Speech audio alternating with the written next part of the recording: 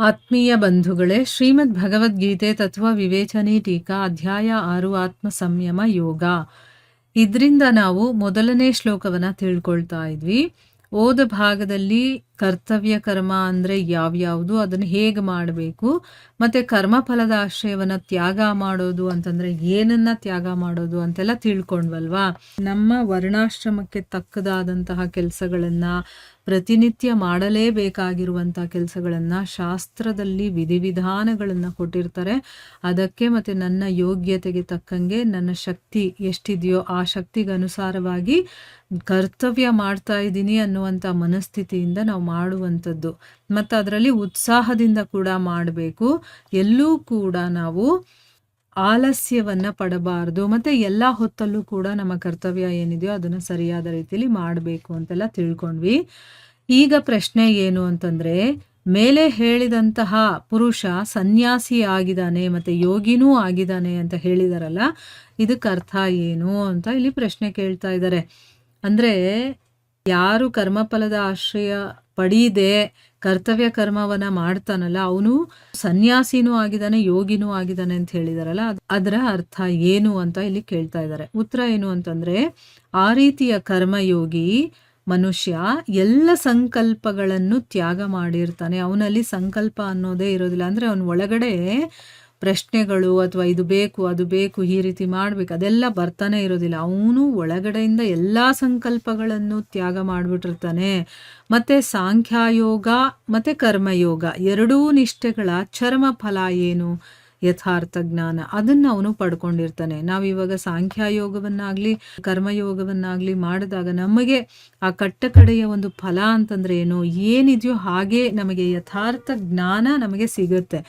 ಆ ಜ್ಞಾನವನ್ನ ಆ ಕರ್ಮಯೋಗಿ ಪಡ್ಕೊಂಡಿರ್ತಾನೆ. ಅದಕ್ಕೋಸ್ಕರನೇ ಅವನು ಸನ್ಯಾಸಿತ್ವ ಮತ್ತೆ ಯೋಗಿತ್ವ ಎರಡೂ ಗುಣಗಳಿಂದ ಯುಕ್ತನಾಗಿದ್ದಾನೆ ಅನ್ನೋದು ಇಲ್ಲಿ ಹೇಳ್ತಾ ಇರೋದು. ಅಂದ್ರೆ ಭಗವಂತ ಇದನ್ನ ಹೇಳ್ತಾ ಇದ್ದಾನೆ. ಆ ರೀತಿಯ ಕರ್ಮಯೋಗಿ ಯಥಾರ್ಥ ಜ್ಞಾನವನ್ನ ಪಡ್ಕೊಂಡಿರೋ ಕಾರಣದಿಂದ ಅವನು ಸನ್ಯಾಸಿತ್ವ ಮತ್ತೆ ಯೋಗಿತ್ವ ಎರಡೂ ಗುಣಗಳಿಂದ ಯುಕ್ತನಾಗಿದ್ದಾನೆ ಅನ್ನೋದನ್ನ ನಾವು ತಿಳ್ಕೋಬೇಕು ಅನ್ನುವಂತ ಭಾವವನ್ನ ಇಲ್ಲಿ ಭಗವಂತ ತೋರಿಸಿದ್ದಾನೆ. ಮುಂದಿನ ಪ್ರಶ್ನೆ ಏನು ಅಂತಂದ್ರೆ, ನ ನಿರಗ್ನಿಹಿ ಅನ್ನುವಂಥದ್ರ ಅರ್ಥ ಏನು ಅಂತ. ಉತ್ತರ ಏನು ಅಂತಂದ್ರೆ, ಅಗ್ನಿಯನ್ನ ತ್ಯಾಗ ಮಾಡಿ, ಅಗ್ನಿಯನ್ನ ಬಿಟ್ಬಿಟ್ಟಿರ್ತಾನೆ ಅವನು, ಅಡುಗೆನೇ ಮಾಡ್ಕೊಳ್ಳೋದಿಲ್ಲ, ಯಾವುದಕ್ಕೂ ಹೊಲೆ ಹತ್ಸೋದೇ ಇಲ್ಲ ಅವನು. ಅದನ್ನ ತ್ಯಾಗ ಮಾಡಿ ಸನ್ಯಾಸ ಆಶ್ರಮವನ್ನ ಕೈಗೊಂಡಿರುವಂತಹ ಮನುಷ್ಯನಿಗೆ ನಿರಗ್ನಿ ಅಂತ ಹೇಳ್ತಾರೆ. ಅಗ್ನಿ ಇಲ್ದೆ ಅಂತ ಅರ್ಥ. ಅಂದ್ರೆ ಅಂತ ಅವನು ಅಗ್ನಿಯನ್ನ ತ್ಯಾಗ ಮಾಡಿ ಸನ್ಯಾಸಾಶ್ರಮವನ್ನ ಸ್ವೀಕಾರ ಮಾಡಿರ್ತಾನಲ್ಲ, ಅವನನ್ನ ನಿರಗ್ನಿ ಅಂತ ಹೇಳ್ತಾರೆ. ಇಲ್ಲಿ ನ ನಿರಗ್ನಿಹಿ ಅಂತ ಹೇಳಿ ಭಗವಂತ ಅಗ್ನಿಯನ್ನ ತ್ಯಾಗ ಮಾಡಿ ಸನ್ಯಾಸಾಶ್ರಮವನ್ನೇನೋ ಅವನು ತಗೊಂಡಿರ್ತಾನೆ, ಆದ್ರೆ ಜ್ಞಾನಯೋಗದ ಲಕ್ಷಣಗಳಿಂದ ಅವನು ಯುಕ್ತನಾಗಿರೋದಿಲ್ಲ. ಅಂದ್ರೆ ಅವನಲ್ಲಿ ಜ್ಞಾನ ಇರೋದಿಲ್ಲ. ಅವನು ಜ್ಞಾನಯೋಗದ ಯಾವುದೇ ಲಕ್ಷಣಗಳು ಅವನಲ್ಲಿ ಇರೋದಿಲ್ಲ. ಯಾಕೆ ಅಂತಂದ್ರೆ ಅವನು ಕೇವಲ ಅಗ್ನಿಯನ್ನ ಮಾತ್ರ ತ್ಯಾಗ ಮಾಡಿದಾನೆ. ಎಲ್ಲ ಕ್ರಿಯೆಗಳಲ್ಲಿ ಕರ್ತೃತ್ವದ ಅಭಿಮಾನವನ್ನ, ಅಂದ್ರೆ ಅಲ್ಲವನು ಅಗ್ನಿಯನ್ನ ಬಿಟ್ಟಿದ್ದಾನಷ್ಟೇನೆ, ಆದ್ರೆ ಅವನಲ್ಲಿ ಏನೇ ಕೆಲಸ ಮಾಡ್ತಾ ಇದ್ರು ನಾನು ಮಾಡ್ತಾ ಇದ್ದೀನಿ ಅನ್ನುವಂತಹ ಆ ಕರ್ತೃತ್ವದ ಅಭಿಮಾನ ಇರುತ್ತಲ್ಲ, ಅದು ಹಾಗೇ ಇರುತ್ತೆ. ಮತ್ತೆ ಮಮತೆ, ಆಸಕ್ತಿ, ದೇಹಾಭಿಮಾನ ಇದ್ಯಾವುದನ್ನು ಅವನು ತ್ಯಾಗ ಮಾಡಿರೋದಿಲ್ಲ ಅನ್ನುವಂಥ ಭಾವವನ್ನ ಇಲ್ಲಿ ತೋರಿಸಿದ್ದಾನೆ. ಅದಕ್ಕೆ ಅವನು ವಾಸ್ತವವಾಗಿ ಸನ್ಯಾಸಿ ಅಲ್ಲ. ಅಗ್ನಿಯನ್ನ ಬಿಟ್ಟಿದ ತಕ್ಷಣ ಸನ್ಯಾಸಿಗಳಾಗೋದಿಲ್ಲ.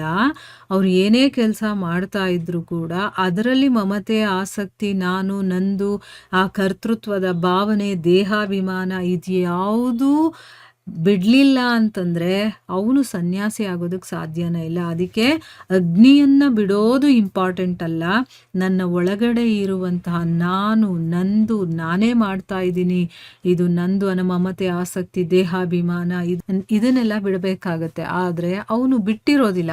ಅದಕ್ಕೋಸ್ಕರ ಇಲ್ಲಿ ಆ ರೀತಿ ಹೇಳ್ತಾ ಇದ್ದಾರೆ. ಮುಂದಿನ ಪ್ರಶ್ನೆ ಏನು ಅಂತಂದ್ರೆ, ನಚ ಅಕ್ರಿಯ ಅನ್ನೋದರ ಅರ್ಥ ಏನು.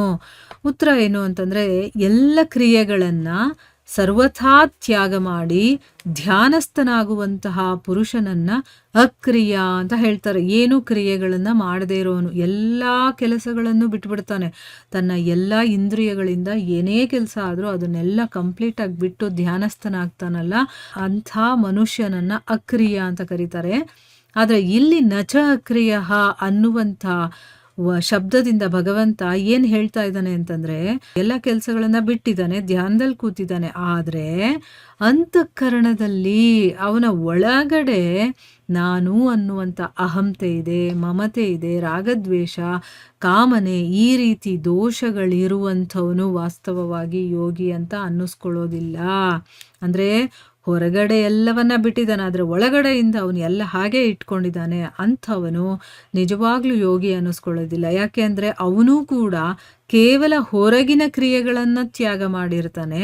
ಮಮತೆ, ಅಭಿಮಾನ, ಆಸಕ್ತಿ, ಕಾಮನೆ ಮತ್ತು ಕೋಪ ಇದು ಯಾವುದನ್ನು ತ್ಯಾಗ ಮಾಡಿರೋದಿಲ್ಲ. ಇಲ್ಲಿ ಗೊತ್ತಾಯ್ತಾ ಈಗ? ಅಕ್ರಿಯ ಅಂದರೆ ಕೆಲಸಗಳನ್ನು ಬಿಟ್ಟಿದ ತಕ್ಷಣ ಆಗೋದಿಲ್ಲ, ಒಳಗಡೆಯಿಂದನೂ ಅದನ್ನು ಬಿಡಬೇಕು. ನಿರಗ್ನಿಹಿ ಅಂದರೆ ನೀನು ಒಲೆಯನ್ನ ಹತ್ತಿಸ್ದೆ, ಅಗ್ನಿಯನ್ನ ಯೂಸ್ ಮಾಡದೆ ನೀನು ಭಿಕ್ಷಾಟನೆಯಲ್ಲಿ ನಿನ್ನ ಜೀವನ ನಡೆಸ್ತಾ ಇದೆಯಾ ಅಂದಿದ ತಕ್ಷಣ ನೀನು ಸನ್ಯಾಸಿ ಆಗೋದಿಲ್ಲ. ಒಳಗಡೆ ನಿನಗಿನ್ನೂ ಮಮತೆ, ಆಸಕ್ತಿ ಅದೆಲ್ಲ ಇದೆ ಅಂತಂದರೆ ನೀನು ಸನ್ಯಾಸಿ ಅನ್ನಿಸ್ಕೊಳ್ಳೋದಿಲ್ಲ. ಇದು ಈ ಎರಡೂ ಶಬ್ದಗಳ ಅರ್ಥ ಈಗ ಗೊತ್ತಾಯ್ತಲ್ವಾ? ನ ನಿರಗ್ನಿಹಿ ನ ಚ ಅಕ್ರಿಯ ಅನ್ನುವಂಥ ಶಬ್ದಗಳಿಗೆ ಅರ್ಥ ಏನು ಅನ್ನೋದು ನಮಗಿವಾಗ ಕ್ಲೀನಾಗಿ ಗೊತ್ತಾಗಿದೆ. ಸೊ ಇಲ್ಲಿಗೆ ನಾವು ನಿಲ್ಲಿಸೋಣ. ಹರೇ ಕೃಷ್ಣ.